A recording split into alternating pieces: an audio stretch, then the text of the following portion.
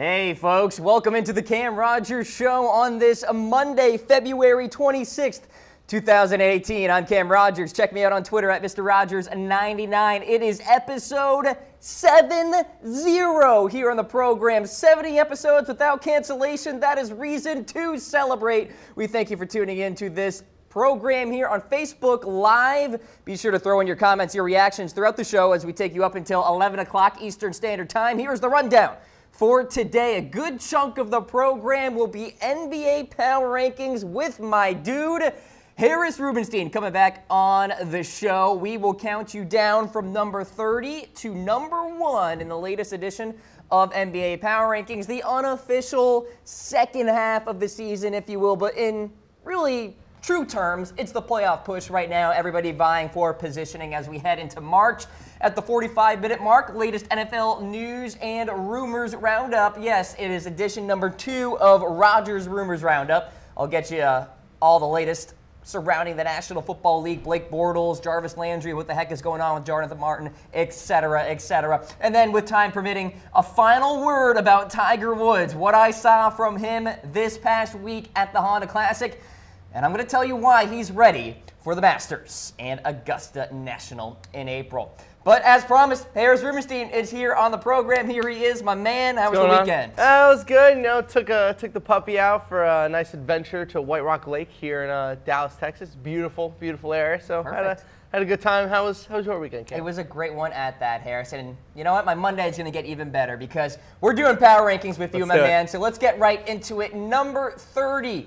In our rankings, the Sacramento Kings. And by the way, folks, Harris will give you his second half key for all of these teams out here. What do we make of the Kings? The Kings are really bad. The Kings are laughably bad. And I kind of feel like I'm wasting breath talking about the Kings because they draft this kid, De'Aaron Fox, obviously with one of the top 10 picks in the draft. And they only start him about half of their games, which doesn't really make a lot of sense to me. But I'm hoping that now that George Hill is gone, they'll actually start De'Aaron Fox every single game. He's really the only chance that they have of really changing the franchise. So I think the Kings will do a lot of good this year in terms of starting their young guys, but they're so bad. Like it's kind of like laughable how terrible they are. Sacramento Kings are at number 30. Let's move along to number 29 now, the Atlanta Hawks. Time to think about March Madness and the draft and just kind of chill? It's time to – I don't even know what the direction of this franchise is. Like, they have Dennis Schroeder, who's been really nice to them, a point guard, but he's not an NBA all-star kind of player. They have this kid, John Collins, who's really good. He showed up a lot this season. He's been great during the All-Star weekend as well. I think they need to start him. He doesn't start as of right now, which, again, is weird. They have this weird Ersan Ilyasova thing coming on. So – just start John Collins. Like, I don't understand why these lower-class NBA teams don't just start every single possible rookie they have. You got to figure out if these kids can play. Atlanta Hawks check in at number 29. Let's take a look at number 28 now. The Phoenix Suns. Now, I believe there actually is reason for optimism here, Harris. Let's say they get the number 1 overall pick in the draft. They bring that player in to kind of pair up with Devin Booker. I mean, who knows for the future? Look, I'll put it this way. I talked a lot about how I just said that a lot of these young players need to start for these teams. Look what happened with the Suns. They're like, should we start Devin Booker? Sure, we'll just see what happens. And boom, all of a sudden he's one of the best 2 guards in the NBA so far. Elfrid Payton's been really good since he's been traded to the Suns. They've had a nice 1-2 combo. I think if they end up with a number 1 pick, you could see them end up with a DeAndre Ayton. Maybe they get a Luka Doncic. They could get a lot of different people if they get one of the top 2 picks in the draft. But the Suns are trending in a nice direction. I like how Josh Jackson's played this year. I love where Devin Booker is. I really think that Elfrid Payton is an important part of this puzzle. So, look, if you look at all the bad young teams in the NBA right now, the Suns are probably the ones who are doing it the best. I think they're taking it slow. They're accumulating a lot of talent. I think they're doing it the right way. Phoenix Suns are at number 28. Let's take a look at number 27 now in our latest NBA Power Rankings. The Dallas Mavericks. And Harris, I do want to talk about the breaking story that came out last week surrounding the culture of sexual misconduct that has gone on there with the Dallas Mavericks. It's going to be a real distraction for him. It is, distraction from one of the worst teams in the NBA at this point. But for me, it kind of comes down to the argument at least made from Mark Cuban that he didn't know what was happening. This is one of the most powerful business owners in the entire country, not even just the NBA. You're telling me that the NBA franchise that he owns, loves, and is basically obsessed with, he didn't know what was going on. He never caught a whiff of it, never heard anything about it from his right-hand man, his CEO. No one ever told him anything.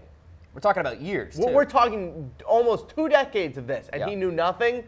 That sounds a little fishy. If this was like, you know, oh, Donald Sterling didn't hear about this, or one of the other NBA owners who have worse reputations behind them for not really caring about their teams, okay, maybe that would make sense. But this is Mark Cuban we're talking about here.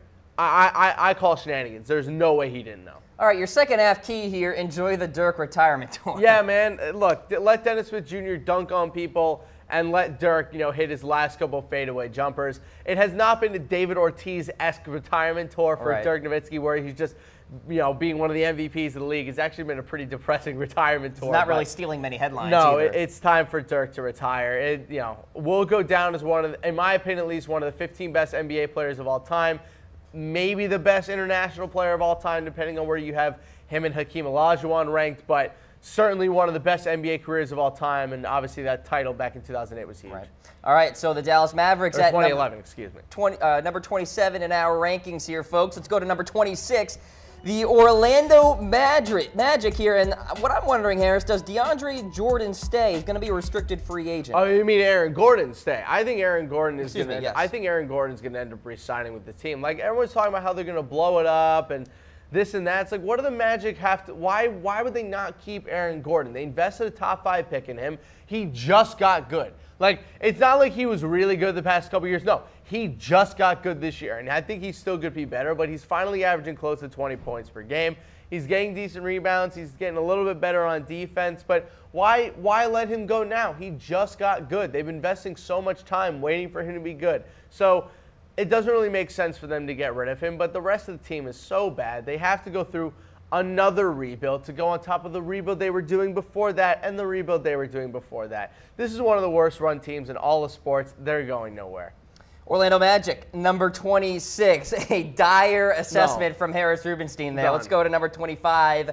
The Memphis Grizzlies. And it was almost like a few years ago, this team prided itself on a fantastic front court, physical team, one on the glass, and now look where they are. Now they just pride themselves on seemingly unheralded levels of stupidity. I don't understand where this Grizzlies team is trying to go and what they're trying to do. If you're a rebuilding team like them, you have to rebuild through the coach, like the Celtics did with Brad Stevens or what the Raptors did a couple years ago.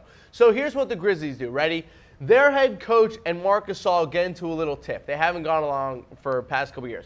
Marc Gasol's 33 years old, has a massive contract. They obviously aren't going to do anything with him. They fired Dave Fizdale, one of the best head coaches in the NBA, because he gets into an argument with Marc Gasol. Ever since they got rid of Dave Fizdale, they've had one of the worst records in the entire NBA. The trade deadline comes around. They have a perfect trade chip in Tyreke Evans. They can get at least 3 players from another NBA team in terms of a bench player and 2 quality high second round draft picks, and they say no.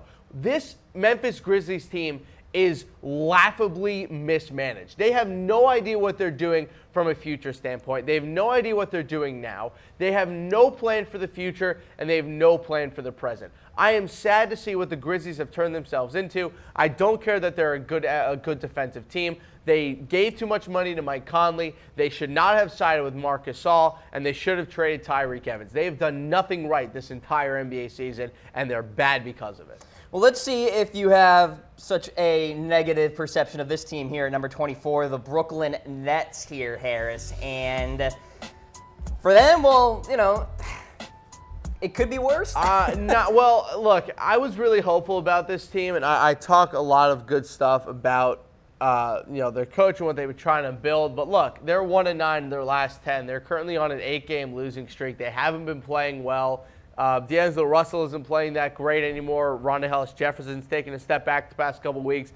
Jahlil Okafor, you know, I've never seen anything like this, Cam. I've never seen someone go from a top 5 NBA pick to literally being one of the worst players in the entire NBA in a matter of 2 years. And what has happened? It is almost as if, it isn't even almost as if, I just think he was drafted into the NBA 20 years too late.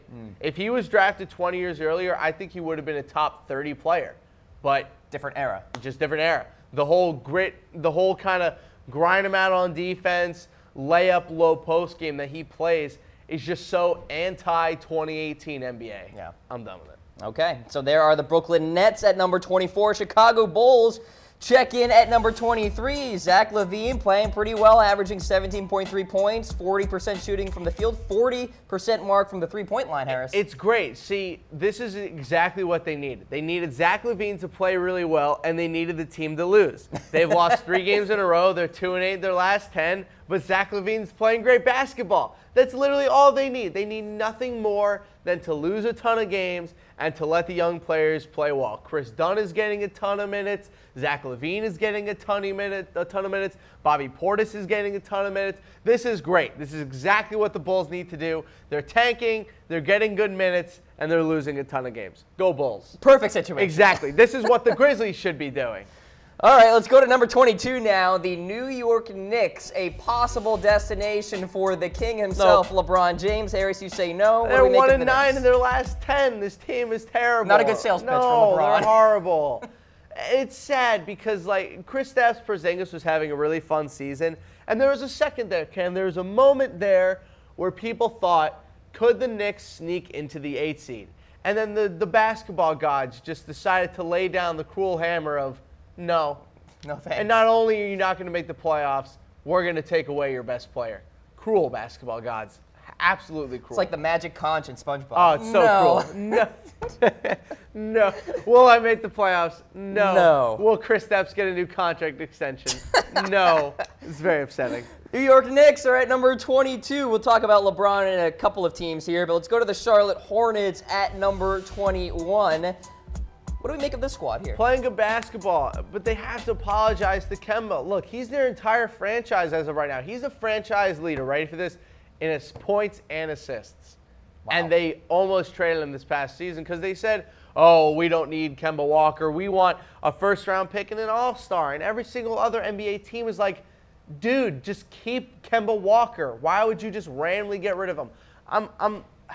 There's so many mismanaged teams in the NBA that if you actually took a couple pieces around and switched it, they would actually be really good. But these teams, just so many of them don't know what they're doing. It's no surprise to me that, like, a week after we had rumors that Kemba Walker was going to be traded, that they fire their GM. Of course they do. Who would ever trade Kemba Walker? Total joke. Charlotte Hornets are at number 21. Peter Burke with a little foreshadowing here. Lakers in 2 years will be number 1 in your power rankings. Well, as we stand right now, Harris, they're actually at number 20. So let's take a look at those LA Lakers. Lonzo Ball and company has been dealing with an injury of late. Been dealing with an injury. He is finally back. You know, they're playing pretty well. I think they got a big win the other night. I do believe, yeah, they beat the Mavericks and they beat the Kings. So, look, they've been playing really good basketball recently. Lonzo's looked pretty good over the past couple games since he's come back. So it's just a matter of continuing to grind through what they're trying to do on offense. Just play more consistent basketball on a night-to-night basis. I don't think they have a chance to land LeBron in free agency anymore. I think this team is just... Anymore, huh? No, it's just, look, there's an argument to be made that LeBron might go to the Western Conference because he wants that challenge. If he's able to take down the Warriors from the West, then he'll do big things. And I think it'll obviously help his legacy a lot. I don't think that legacy is with a really, really young Lakers team that, frankly, would be better growing without him. Get Paul George. Get DeMarcus Cousins. Grow a little bit more through the draft. I think they're going to be better without LeBron. I can't believe that's like a thing you could actually say about a team. If I had to make you choose a team, though, as we have a reaction poll, Lakers or Knicks? Lakers. You got to go Lakers. He's not going to the Knicks. It's a total pipe dream. He's not going to the Knicks. He's not going to the Knicks. He's not going to the Knicks, Cam. Did I say it one more time? You can throw that out one more time. Well, we use the conch again. Is LeBron James going to the Knicks? No, it's not happening. Alan Thomas commenting today. LeBron is going to the Wizards. I wish. Yo, it's my home date. DC chilling. It's my hometown. It's my hometown team. We'll get Delmarva area, baby. We'll get to Washington pretty darn soon. They're playing good basketball. Let's go to number 19. We'll stay in LA. The Clippers have a shot at 2 lottery picks this year.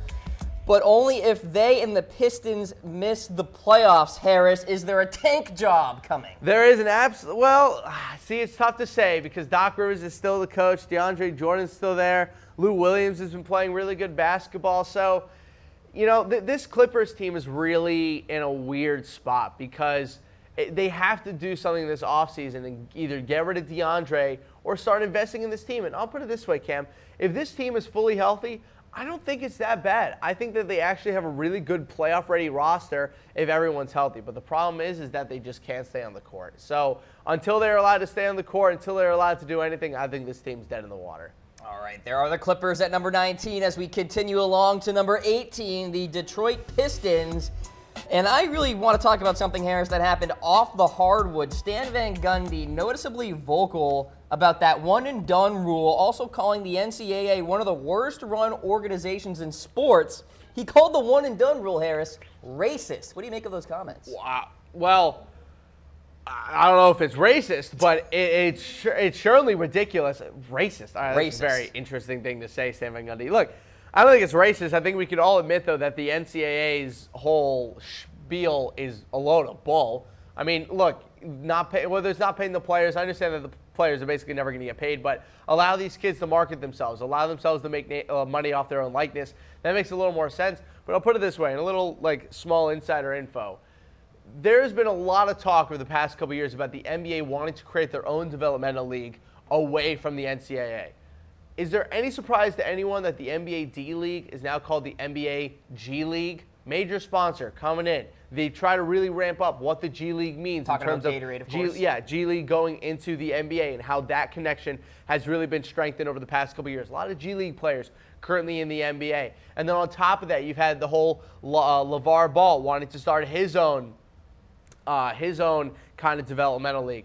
I think the NCAA is in a lot of trouble here. I think we might see a scale down over players going to college basketball and a scale up to them going to developmental leagues. Maybe you could start seeing some basketball academies starting to pop up around the country. I think we're moving away from college basketball, and I think if you're Adam Silver, and Colin Cowherd said this on his show a couple days ago, and I couldn't agree more, you look through that whole FBI report, do you know what you see a lot of the times? NBA player Dennis Smith, NBA player Markelle Fultz, sure. NBA player Isaiah Whitehead. You see NBA spattered all over that FBI report. And do you know what you say? Jesus, NCAA, you are an absolute joke. Get my league's name out of your shenanigans. I think they're going to move away from college basketball. Okay, Detroit Pistons at number 18.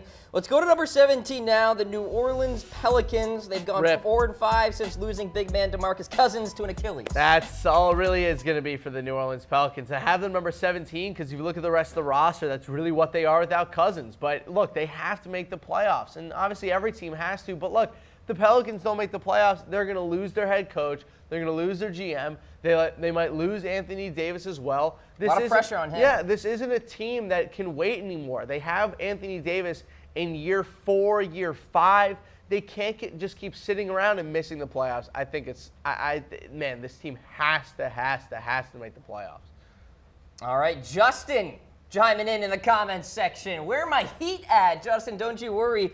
We'll get there now, because they're checking in at number 16 in our power rankings. Justin, appreciate the comment. Look, the Heat, they're close game experts here, Harris. 22-11 in games that were within 5 points in the final 5 minutes with a net efficiency of plus 19.7. But recently, they've actually struggled in that close department. So what's happening with the Heat? Well, they've just struggled in general. I mean, they're 1-9 in the last 10. They've been really, really bad. And it's honestly because they haven't been able to score points. I mean, you go back and you look at some of these games, they just have not been able to put up the proper amount of points that they needed to. 97 points against the Sixers, 101 against the Rockets, 102 again against the Sixers. So they've just had a very tough way to go in terms of being able to put up points. They did get a nice win last night, 115-89 against the Grizzlies. And I have it listed there that they have to get Josh Richardson going. And he had 15 points last night. Tyler Johnson as well has been really, really good. So just keep this team going. I think they're on a nice streak, but they're not going anywhere this year. All right, Miami Heat at number 16. Let's go to Smack dab in the middle, number 15, the Utah Jazz, shooting 43.4% from the three-point line and out-rebounding opponents by 7.1 rebounds per game during their 10-game win streak. Defensive efficiency rating of 98.9 is the NBA's best in the last 10 games, so they're trending in the right direction. They have been trending in the right direction. It's kind of a shame because they were playing really, really well, obviously on a 10-game winning streak, and then the first game back from the All-Star break, they just come out and get blown out by the Trailblazers 100-81. So, you know, look, this is still a really, really young team with a lot of offensive difficulties. I like Donovan Mitchell. I think Donovan Mitchell is a really good player, but at the same time, they got to get the rest of the offense up and running. Ricky Rubio's had a good year. Rudy Gobert's had a good year. I still think this is a sneaky playoff team. Just watch out for the Jazz. Utah Jazz at number 15. Your second half key changed nothing, well, after that performance. Yeah, I'd still change nothing. Okay. Look, you got to grow through Donovan Mitchell. Let him become the superstar that he has been so far this year. He's a great player. I think he's, you know, I know Ben Simmons having a great year. I think Donovan Mitchell should be the Rookie of the Year. I think that they've been neck and neck all season long. And look, Ben Simmons has been fantastic. You can't forget what he's done, but I don't think a rookie has made a bigger impact on their team than what Donovan Mitchell has been able to do for this Jazz team. They lost Gordon Hayward, and everyone thought that they were going to be one of the bottom 10 teams in the NBA. Here they are. They might be a playoff team simply because Donovan Mitchell has been so good. I think the 76ers, with or without Ben Simmons, probably would have been a bottom tier East playoff team this year. And even with them, they've only been the 8th seed. All right, let's go to number 14 in our NBA power rankings. The Portland Trail Blazers. They got a great backcourt, we know that, but the front court needs help when I look at the tape, Harris. And by the way, a huge road test coming in late March for Portland. They're going to Memphis, then Miami, then Chicago, Washington, Philadelphia, Toronto, Oklahoma City, and Harris. They're 9-19 on the road, so a big month coming up. They've not been able to win away from Portland, and that's been their big problem this year. And I think it comes down from the fact that, look, Damian Lillard's having maybe the best season of his career. CJ McCollum's having a great season as well. But like you said, what they have down low just isn't enough to do it on the road. You know, if you look at a team like the Celtics or a team like the Raptors, and you say, you know, why are their road records so good? Because they got guys who can bang it down low, like an Al Horford or an Aaron Baines. You look at the Raptors, they got Serge Ibaka, Jonas Valanciunas. Like, they have these guys who can grind you out points down low when you need it the most. And I just don't think that the Trailblazers have those kind of guys. All right, so there are the Blazers at number 14. Carlos in the comments section mentioned the Denver Nuggets. He thought they'd be in the top 10. Carlos, really sorry for this breaking news here, but they're at number 13. Harris, explain yourself. Why are they not in the top 10? Well, because they're 9-19 on the road. They have very similar problems to what the Trailblazers have, but not because of how they play offense, just simply because I think it has a lot to do with, I think the reason that they're so good at home is that whenever they've played against teams who are on a back-to-back, they've only lost one game this year in about 15 tries. So they're 14-1 when teams come to Denver on back-to-backs, which has actually happened a lot this year. One of the most easy losable games because the altitude's so high. You're already tired coming off the back-to-back on the road. It's just a lot. It's hard to go into Denver and win, especially, like I said, with that altitude. We've seen it with the Broncos as well. That's tough to go into Mile High Stadium and win. So, look, I think the Nuggets are a good team. I said it on NBA Power Rankings a couple of weeks ago. I think that they're a sneaky playoff pick. I don't think that they could beat a team like the Warriors or obviously the Rockets. But I think that they are going to be tough out in the playoffs. I think they've grown a really nice front court, or a really nice backcourt, excuse me, in terms of Gary Harris and Jamal Murray. I think Nikola Jokic. I think Mike Malone is right. I think Nikola Jokic needs to be in the MVP conversation a little bit more. He's had a great season, but look, once Paul Millsap comes back, this is going to be a team to be reckoned with. I still think that they're going to be maybe the 5 or 6 seed in the West, not the 7 or 8 seed. Denver Nuggets at number 13. Let's check in with number 12 now. The Philadelphia 76ers lost to the Wizards yesterday, 109-94. Joel Embiid, in my eyes, needs to own this team down the stretch here, Harris. And we'll talk about LeBron possibly going to the 76ers with a weigh-in in a matter of seconds here. But the Sixers, just as we stand right now, what do we think? For me, it came down to what we saw during the All-Star game with Joel Embiid. You know, I was expecting to see, you know, James Harden show up. I was expecting to see, you know, Steph Curry show up, and they just didn't. But do you know who looked like he was one of the 10 best players on the planet? Joel Embiid did.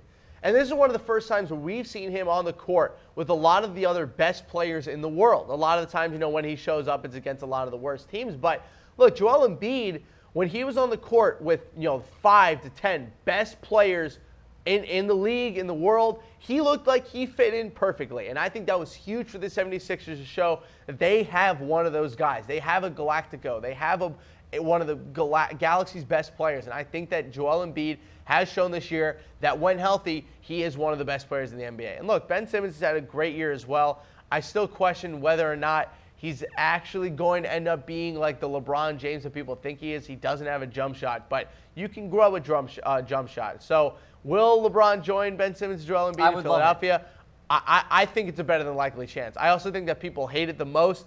I would love to see it. I think that he would be a perfect fit on that team. Okay, so the 76ers are at number 12. Terry thinks the Pacers should be number 1. Well, Terry, you should add 10 to that because they are at number 11 in Harris's power rankings here. And the question for me, Harris, can Miles Turner make that next step? We're supposed to have a breakout season. Well, they didn't get a breakout season from Miles Turner, but they surely got the breakout season from Victor Oladipo. Yeah. And look, he's been equally as good the past couple games as well. They dominated the Hawks in their first game back last Friday. So they're kind of on a little mini break right now. But look, Victor Oladipo has been fantastic all season long. I think he'll continue to be fantastic. I think if they want to make any impact in the playoffs, they need to see Miles Turner do a little bit better down low. But look, this team is super fun. Lance Stephenson's having a great time out there. Victor Oladipo's having fun. He's making crazy passes all over the floor.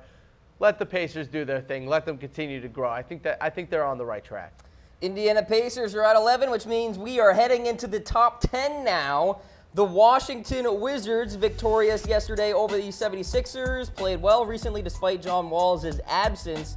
So what happens next, Harris, when Wall comes back? That's my question. I hope that they're not playing good in spite of him. Right. But look at my second half key. Pray that LeBron, Kyrie, and DeMar DeRozan all just get injured. Because at this point, that's really all they're going to have to do.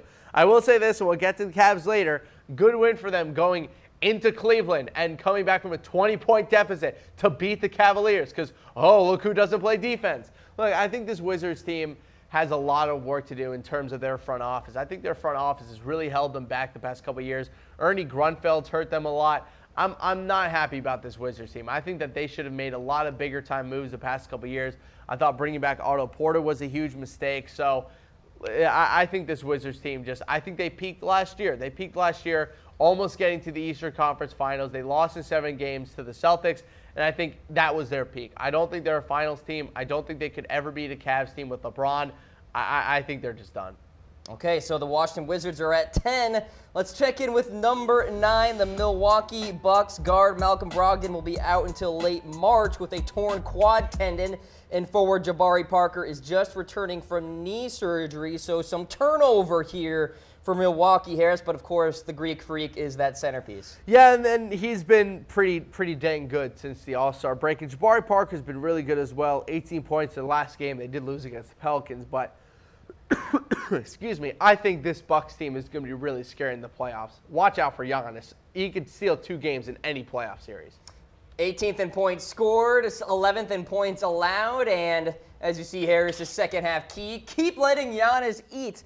And you've talked about the Bucks a few times this year, Harris, how they could be a surprise team in the playoffs. Watch out for them. I think that if they're in the Eastern Conference playoffs against a contender, maybe a Celtics, maybe a Cleveland Cavaliers, even a Toronto Raptors. This is going to be a scary team. They have a lot of length. They have a lot of defensive strength on the floor as well. And don't sleep on Jabari Parker. This is a former top 5 pick in the NBA who simply hasn't been able to get healthy. And if you look at his game, it doesn't really have to do too much with the places that he's got injured. A lot of knee injuries, but it doesn't really sap what he's able to do in terms of his overall strength and his terms of an overall game. I think that he's going to be a big-time piece for them in the second half. All right, so the Bucks are at number 9. Let's go to number 8 now, the Oklahoma City Thunder. So in the Thunder's first 45 games of the season, folks, they are among the best defensive teams in the league, allowing 102.4 points per 100 possessions. That's third in the NBA. How about this, Harris? In the last 15, the team's defensive efficiency has ranked just 21st in the NBA. So what has gone wrong here? Andre Roberson got injured. And exactly remember when I came on your show and we did a top 10 and I told you that Andre Roberson was, without a question, the most impactful injury in the NBA so far this season. Look, Getting out that I've way. been completely proven right so far. Look, these defensive stoppers in the NBA today, whether it's a Marcus Smart or an Andre Roberson or an Avery Bradley, these guys are such an integral part of a defense that when you lose them, they completely tear down everything that you try to do on the defensive side of the floor. And by the way, for the people that think that the Thunder have struggled, they lost to the Warriors on Sunday, or on Saturday night, excuse me. This Thunder team is still a top 10 team, but with Andre Roberson out, it hurts what they're able to do against a team like the Rockets or the Warriors. These aren't small players. He was their Steph stopper. He's what's able to slow down a James Harden. When Andre Roberson is on and off the court, they have one of the best defensive ratings in the entire NBA, and then when he's off, one of the worst defensive ratings in the entire NBA. So this is no scam, people. I think the Thunder are in big trouble on the defensive side of the court without Andre Roberson, and I don't think they did anything during the trade deadline to show me differently. And I think that them losing to the Warriors this past time really proved it to me. I think that they're going to have a lot of trouble in the playoffs without Roberson. All right, let's take a look at number 7 in our rankings here. The Cleveland Cavaliers losing to the Spurs yesterday. Oh, look at this. 110-94. Oh, You want to talk look about at this. Harris getting proven Yeah. right. Here we go. Oh, look at all the Facebook commenters and YouTube commenters who are telling me that I'm crazy and LeBron James this and LeBron James that. Look, LeBron James is a great player, but when you go into a game against the Spurs, you're at home, no Kawhi Leonard, and LeBron James, ready for this stat line? Oh, I love this. 33 points, 13 rebounds, 9 assists. Great game for LeBron James. Oh, yeah, hot stuff. They lost by 20 at home to a Spurs team without Kawhi Leonard. Excuse me. Yikes. Mic drop. This is not a good basketball team. This is the equivalent of every bad basketball team that LeBron James has ever had plus LeBron James. All these guys that they picked up at the trade deadline, they're nice players. They're spare tires, Cam. This is not a good basketball team. I'm sorry. I'm tired of people trying to convince me that this Cavs team, oh, they're going to be a threat in the playoffs. Oh, they're going to beat the Warriors. No, they are not. That is an absolute joke. They don't play defense. Their starting rotation is bad. Their starting lineup, ready for this starting lineup last night? This is beautiful. George Hill, J.R. Smith, Cedi Osman, Tristan Thompson, and LeBron James. You take LeBron James, I said his name last, the starting other 4 players on that lineup, George Hill, J.R. Smith, Tristan Thompson, and Cedi Osman. Are you freaking kidding me? That is a bad roster. And don't even try to convince me that Kevin Love coming back for this Cavs team is the answer. This Cavs team is bad. In a 7-game series right now, if the Raptors show up in the playoffs, they're going to get wiped off the floor. I'm sorry. I think this Cavs team is bad team plus LeBron James. And bad team plus LeBron James is, a top 3 in the Eastern Conference, but it is not a final winning roster. You see Mitchell Renz chiming in the comment section. Appreciate the comment. How about they're number 7, by the way. Number 7 for being number out of the 7, team. Cleveland Cavaliers. And how about this on LeBron James, averaging 37 minutes per game, on pace to top 3,000 regular season minutes for the first time since 2010-2011. Yeah, so they're burning out LeBron James. Well, not burning him out. He's obviously the best athlete in the world right now. They are using him a lot. Look, their whole team is average, plus LeBron James. Average teams plus LeBron James have never won him a title. They simply haven't. Every single team that he's won a title with has had to be above average around him. That's just how his teams have had to be. I'm sorry. When George Hill and J.R. Smith are the starting 1 and 2 guards for your team, you are not winning a finals. All right, so let's go to number 6 now, the Minnesota Timberwolves. And you want to talk about road struggles away from home. They're just 12-18, Harris. Yeah, and look, I would have had them lower on the NBA power rankings simply because, look, with Jimmy Butler now being injured, he tore his meniscus. He's out indefinitely. He's not out for the season. He will come back this season. I would have dropped them down my rankings, but I still think that this is a good team overall. I think that Karl-Anthony Towns is going to step up in a big way, as will, Andrew Wiggins. I think they'll be just time for the time being. Obviously, they got beat by the Rockets when Andrew Wiggins came down. I know that it's the Bulls, but they still were able to beat the Bulls 122-104. I believe it was the last night or the night before. Jeff Teague dropped 25 points. Wiggins had 23. Karl-Anthony Towns had 22 and 13. Taj Gibson had 19 and 10. So, look, I think that this Timberwolves team is going to be fine for the time being without Jimmy Butler. I think Jimmy Butler is the X factor in the playoffs for them. They will be just fine just, I think it's almost better for them to work this out without Jimmy Butler. Let them try to get the other guys have a little more offensive confidence. Let Andrew Wiggins get his confidence back. Let Jeff Teague start racking up some 20-point games in order to get his offensive rhythm back. So I don't think it's the word. Obviously, you never want to lose a player like Jimmy Butler, but Right. I don't think that it's tanking their season. I think they'll be fine. Minnesota Timberwolves are at number 6, so we head to the top 5 now, the San Antonio Spurs. And my number one question was going to be, what's the deal with Kawhi Leonard? But maybe they don't have to worry so much. They just crush the Cavs. No, they very much do need to worry. And I think, look, the game against the Cavs was when the Spurs want to, they're still, I talk about how the Celtics are maybe the best defensive team in basketball. But look, when the Spurs want to and when Greg Popovich really sets the hammer down, this is the best defensive team in basketball. They have the players to do so. They have the coach. They have the system. When they want to hold the Cleveland Cavaliers team to 94 points, they're able to do that. When they want to walk into Oklahoma City and beat that kind of team, they're able to do so. I think that this Spurs team is still very scary, but this is one of the first times where we've ever really had a off-the-court controversy for the Spurs that might serve as a team distraction. And I think when you had the other day with Greg Popovich coming out and saying that Kawhi Leonard's done for the season, it wasn't a drag. It wasn't him calling out Kawhi to come back and play. It was Greg Popovich saying, look, we need to establish who we have for our playoff run. We can't just keep waiting for Kawhi to come back. Our players need to know this is the team we have, this is the team we're moving ahead with, and this is the team we're going to try to win a title with or without Kawhi Leonard. And again, it's not a drag, but the players need to have a message of what they're going to be in as terms of a playoff team. And I think Greg Popovich said it best. He's not coming back this season. We're going to try to win with the guys that we have here. And I think that was a message to the team. Stop waiting for Kawhi to come back. This is what we have. And I think it was the right message to I don't send. think there's anybody better in terms of messaging than Greg Popovich. No, that was the exact message that needed to be sent. And, as they lost to the Nuggets by 3 points in Denver, tough game to win, but they came back on Sunday and beat the Cavaliers. So they have a decent schedule coming up with the Pelicans, the Lakers, and the Grizzlies over the next 3 games before a big-time game against the Warriors on March 8th. So the Spurs are in a good spot right now. I think they're on the right path. All right, we got the Spurs at number 5. Let's go to number 4 now, the Boston Celtics. And of late, they've been relying on the inexperience of Jason Tatum and Jaylen Brown. So my question here is, Gordon Hayward, he's got to start playing soon, right? Maybe. Now, I will say this. I think a lot of their struggles down the stretch toward the All-Star break was because they lost Marcus Smart. They went 3-3 in the 6 games without him.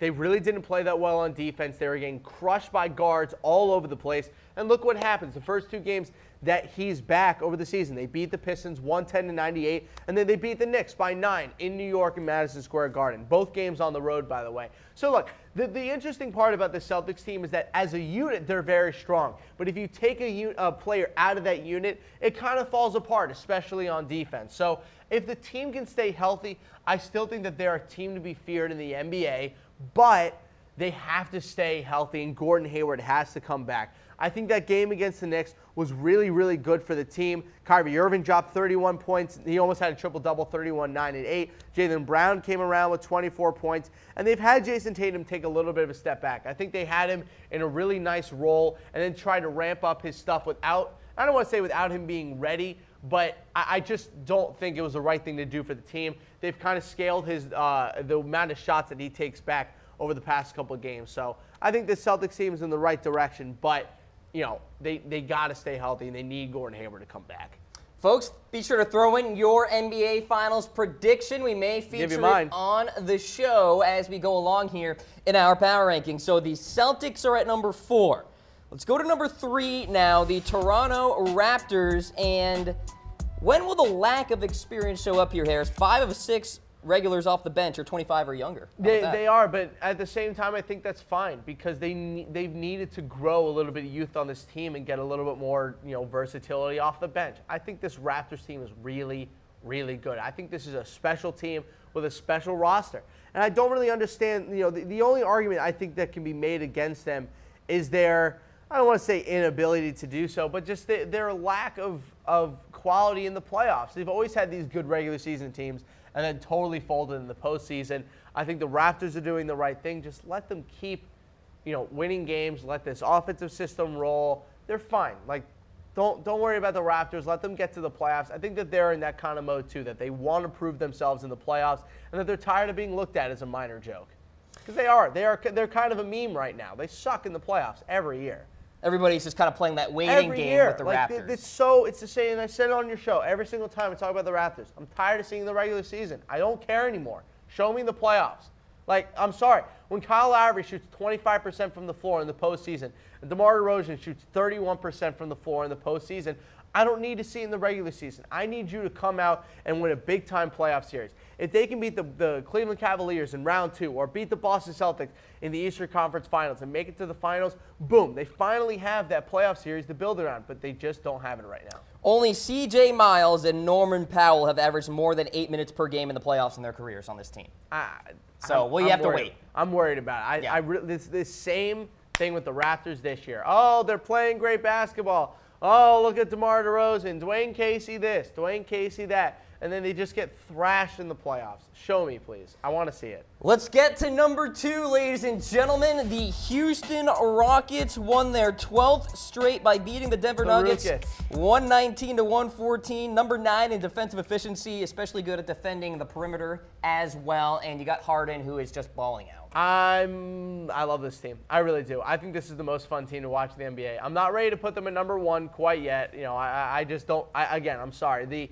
The whole, you know, the basketball man in me is saying that there just isn't a team that's better than the Warriors until someone beats the Warriors. And fair. There just isn't. But look, this Rockets team is playing really, really good basketball. They're on a 12-game win streak right now. They've been fantastic so far down the stretch. James Harden, I believe, dropped 41 points on the Nuggets the other night. Chris Paul dropped 23. When Chris Paul, James Harden, and Clint Capella are all healthy and on the floor at the same time, guess what their record is? Oh, yeah, they're now 30-1. That's unreal. 30-1 with those 3 guys playing. I think this is a special team. This, you know, we talk a lot about how the Warriors are like the best team put together and this and that. What do we call the Rockets if they beat them? Because I don't think they're one of the best put together teams of all time, but you beat the Warriors and you play the kind of basketball that they've been playing this year, you got to start talking about them in a different light. And I think they have to be the Warriors, obviously, to do so, but just, you know, small food for thought. Okay, so the Houston Rockets are at 2.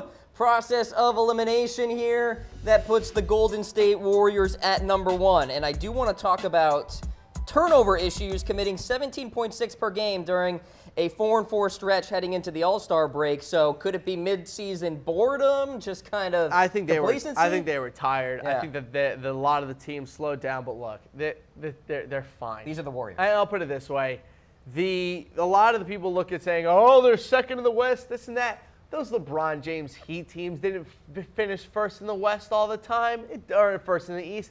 It doesn't matter where you place. It really doesn't. It just comes down to, are you going to play your best basketball in the postseason?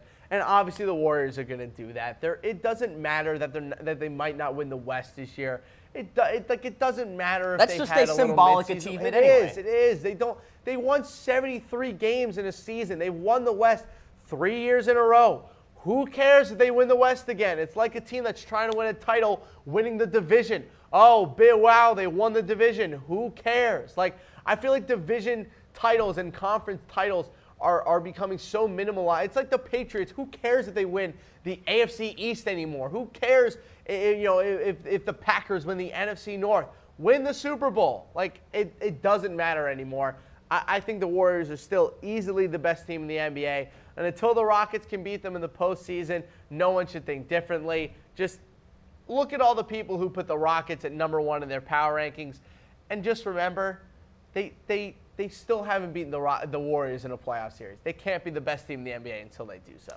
Vanjo in the comments section predicted it. He put the Warriors at number 1. Ladies and gentlemen, throw in your reactions. Who is the best team in the NBA? Warriors, Me. Rockets, I am. Raptors, or Celtics? The number 1 man in NBA sports media, Harris Rubenstein, joining the program here today. Appreciate it, my man. I'm happy to come on anytime. All right, we'll chat soon. And in the meantime, I will recap the NBA Power Rankings, the latest edition that we have. Ladies and gentlemen, we got 30 through 26. Sacramento Kings, Hawks, Phoenix Suns, Dallas Mavericks, and Orlando Magic, the bottom feeders as we stand. Next slate here, the Memphis Grizzlies at number 25, then the Brooklyn Nets, Chicago Bulls, New York Knicks, and Charlotte Hornets, followed by the LA Lakers, the Clippers, the Detroit Pistons, New Orleans Pelicans, trying to battle through the Cousins injury that they've had to deal with, Miami Heat at number 16, 15 through 11, Utah Jazz, the Trailblazers, Denver Nuggets, Philadelphia 76ers, future LeBron destination, Indiana Pacers, and then as we head into the top 10, Washington Wizards, Milwaukee Bucks, Oklahoma City Thunder, Cleveland Cavs, Minnesota Timberwolves, and then the top 5, San Antonio Spurs. Big-time victory yesterday. Boston Celtics at number 4. Toronto Raptors at number 3. We're waiting on the playoffs for them. Houston Rockets at 2, and the Golden State Warriors at number 1. You are watching the Cam Rogers Show here on Chat Sports Facebook Live. How we doing? I am Cam Rogers. Check me out on Twitter at Mr. Rogers99. All right, folks, it's time for another edition of the Rogers Rumors Roundup, where I'm taking you through all the latest news and rumors across the National Football League. So let's get into it. We'll start things off with Rob Gronkowski. Will Gronk retire? Well, he had a very cryptic tweet come out a couple of days ago. We have it for you here. Quote, "Foresee your own future, control your own temptations, and your destiny will not just be reached. It will just be starting." So some very interesting words from Rob Gronkowski here, and Harris Rubenstein will have more about this during the Patriots report later today. But this is very telling because rumors have swirled often about Rob Gronkowski and perhaps his potential retirement. There have been reports out there that the WWE is looking into him and Hollywood wants him as an actor, kind of doing the whole The Rock type of deal where he's, going in different fields here. And he seemed really unsure of himself after Super Bowl 52. And I think it was probably reason to believe that, yeah, maybe it was just after a loss. And, we've seen players react initially after a tough game. And like Ben Roethlisberger said, after that 5-interception performance against the Jaguars, that maybe he doesn't have it anymore. So maybe we just thought Gronkowski was just, by instinct reacting to the loss. But now we're seeing tweets like this, and it's either he's trolling with us or there's something there. And for a guy who has suffered several injuries in his career, he's already got Super Bowl victories to his credit. What more incentive does he have to remain with the New England Patriots? And here's my thought. Rob probably has an itch, I should say, to retire. But if the New England Patriots can pry Josh McDaniels out of a head coach position with the Indianapolis Colts, I think Robert Kraft and Bill Belichick and Tom Brady can sit Gronkowski in a conference room and negotiate and bring him back. Because they did it already with McDaniels, why not with Rob Gronkowski? Heck, throw him in a group chat. Kraft, Belichick, Brady, Gronk in a group chat. Maybe even Julian Edelman too, to kind of spice things up a bit. And they all talk about perhaps Gronkowski coming back to the New England Patriots. Phil in the comments section right now, he's just stirring people up. That's certainly an argument to be made as well. I think maybe he could be going with the whole trolling route, or maybe there's something there. All things considered, I think Rob Gronkowski is going to be returning to the New England Patriots for one more run. I just think it's going to take some more convincing this time than in years past. So there's the latest with Rob Gronkowski. Let's talk about the Jaguars and Blake Bortles. Their franchise quarterback, yes, that's right, the Bortles and the Jags agreed to a 3-year extension, making Blake the Jags quarterback until 2020. Bortles was due to make $19 million in 2018 after the team picked up his 5th-year option in May. And you want to talk about his playoff success, all that, not all that great, but it was okay. 58% completion percentage, 594 yards, 3 touchdowns, no picks, which is the real important thing here. And say what you want about Blake Bortles. He was one deflected pass away in the AFC Championship game from beating the New England Patriots and playing in Super Bowl 52 with a very real chance to beat the Philadelphia Eagles with that defense at Jacksonville Sports out there on the football field.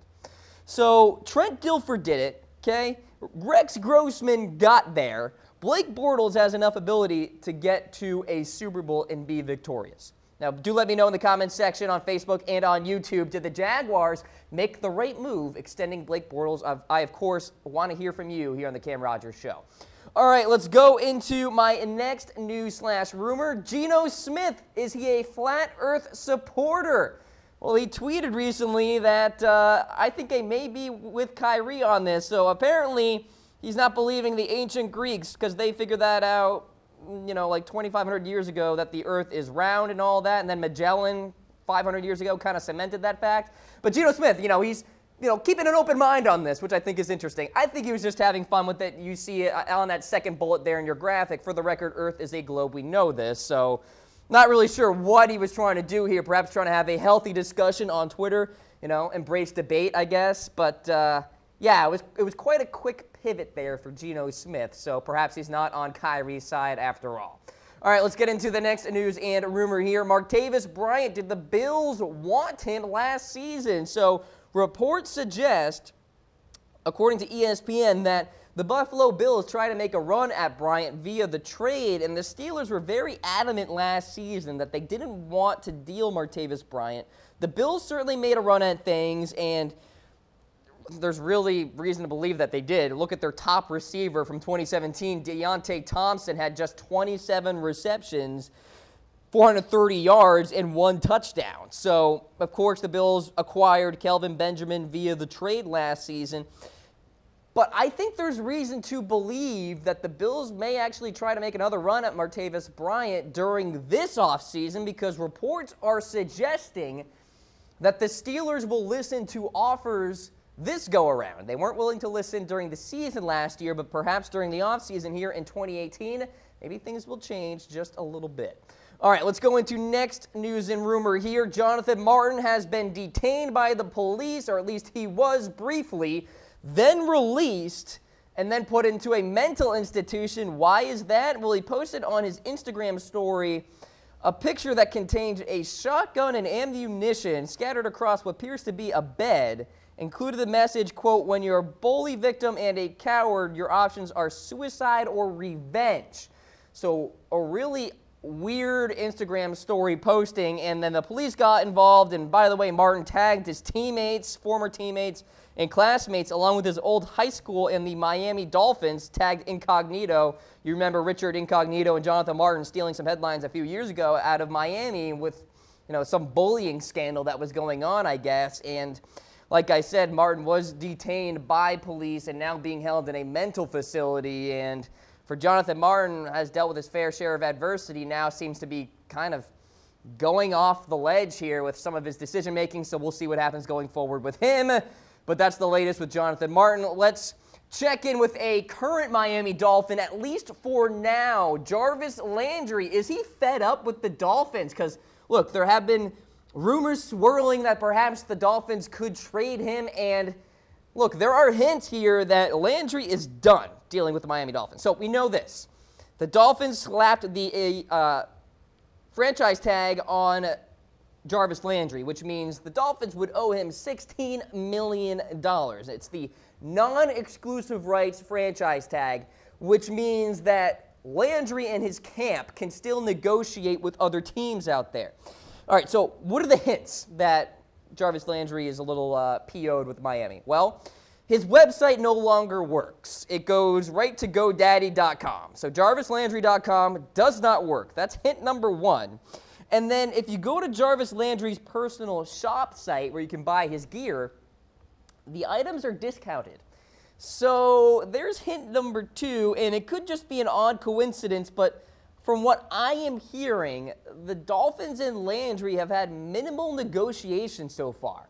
You may recall back in December, Landry was trying to have an open discussion here about, you know, an extension of some sort. And the Miami Dolphins leadership never came back with him with anything. And so I feel that frustration continued to boil over, and now he's doing something with his website, he's discounting his products on his shop site, and all of this stuff. And oh, by the way, the Dolphins slapped the franchise tag on him, with which I would assume there was no warning there for Jarvis, like, hey, Jarvis, we're going to put the franchise tag on you and hope that we can get some sort of deal done before the July 16th deadline, because that is now the deadline for the Dolphins to create some sort of long-term deal with Jarvis Landry. So all that put into a barrel here, it ain't good for the Dolphins. It ain't good for Jarvis Landry, and it looks like Jarvis is just about all but done with the Miami Dolphins here, and he could be dealt, could be traded, could be a Marcus Peters type of situation where reports suggested that Peters requested a trade. He was fed up with the Chiefs' leadership. Maybe Landry does the same thing, and he is dealt to another team out there that certainly could use a wide receiver, i.e. the Ravens, the Bears, the 49ers, the list goes on. All right, ladies and gentlemen, that's your latest Rodgers Rumors Roundup. You're watching the Cam Rogers Show here on Chat Sports Facebook Live. How are we doing, ladies and gentlemen? Check me out on Twitter at Mr. Rogers99, episode 70 of the program. We thank you for coming along for the ride. Appreciate all the support and the comments. Let's check in with the final word here, and it's about Tiger Woods. He competed in the Honda Classic a week ago, or I guess you could say yesterday. The final round was yesterday, and he finished in 12th position. His best finish since 2015, playing in the Wyndham Championship. How about this? Tiger led the field in driving distance and proximity to the hole. That is very promising for me, because you look at Tiger's performance in the Genesis Open at Riviera, and it ain't good. You look at the numbers, just not there. Missed the cut, of course, and really wasn't all that happy with his performance. Then plays on a very difficult PGA National golf course where the winning score was in single digits. Pretty impressive stuff for Tiger, and Tiger knows how to play in Florida. Of course, you know, he has a place there and all that stuff. He knows the wind very, very well. So a real positive note here for Tiger. For golf fans everywhere, I think he has revived his game to the point where he's going to be a name to watch out for during the Masters. As we stand right now, he's got 25-1 odds to win at Augusta. And as we head into this final stretch here, because the Masters is coming up in April, first week of April, things are pointing in the right direction for Woods to be in contention on Sunday afternoon. And I think for me, it's all about the stats with Tiger. His swing speed is unbelievable. The guy's in his 40s, and his swing speed is incredible at this juncture. The driving distance is there. Proximity to the hole tells me that despite missing fairways, the guy's iron game is on an unreal level, right? So he's hitting balls out of the rough because of his driving accuracy issues, but despite that, still hitting greens in close proximity. That's very telling. Why? Because the rough isn't all that bad at Augusta National. Tiger knows Augusta like the back of his hand. So even if he does miss a fairway or two, not the worst thing in the world, because he knows where to land his golf ball when he's going after the green here.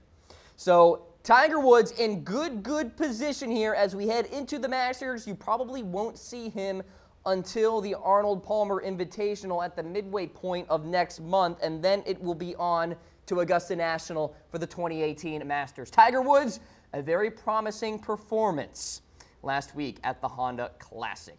All right, folks, we're wrapping up the Cam Rogers Show here on Chat Sports. Again, check me out on Twitter at Mr. Rogers99, and you can get the Cam Rogers Show wherever you go by downloading the podcast version. Head on to chatsports.com/Cam Show. Download, subscribe, leave a review. We certainly appreciate it. 5 stars would be preferred, but if you want to give me 4 and be a good critic, that's good too. We certainly appreciate all the support. Episode 70 here today. I will be back here on Wednesday morning, 10 o'clock Eastern Standard Time. If you missed any of the show today, don't you worry. Keep it right on this video. We are looping it for you. Until Wednesday, enjoy your Monday and Tuesday. Take care, everybody.